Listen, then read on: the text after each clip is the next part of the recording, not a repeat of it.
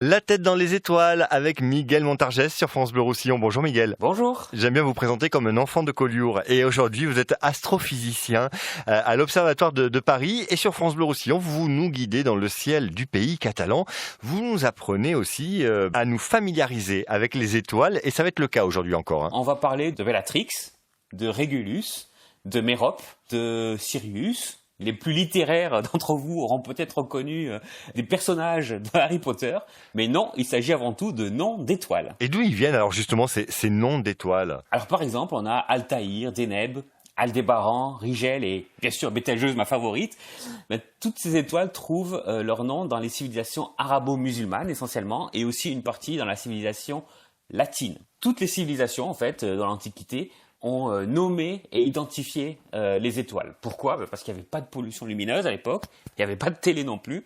Donc le soir, dès qu'on sortait de chez soi et que le ciel était dégagé, on voyait une multitude d'étoiles et on avait envie d'apprendre à les connaître. Finalement, c'est autour de la Méditerranée que sont nées les premières cartes du ciel. Cette poésie aussi a nommé les points lumineux que l'on voyait dans le ciel. Alors on peut retrouver les premières cartes du ciel, même dans la grotte de Lascaux. Des constellations ont pu être identifiées. Mais effectivement, les noms qui nous sont parvenus, ils ont été échangés autour de la Méditerranée. Donc c'était un lieu d'échange commerciaux, mais aussi d'échange de savoir. De l'Antiquité jusqu'à la Renaissance, il y a eu circulation et brassage, enrichissement des connaissances entre toutes ces civilisations qui ont cohabité et qui se sont succédées dans le bassin méditerranéen. Et donc c'est pour ça que le nom de nos étoiles, et aussi des constellations, viennent des civilisations arabo-musulmanes et latines. Alors moi j'ai entendu que Bételgeuse, c'était votre étoile favorite. Pourquoi? Pourquoi? Il y a deux raisons. C'est la toute première étoile que j'ai su nommer dans le ciel quand je rentrais du collège de Port-Vendre un soir et que je rentrais chez moi à Collioure.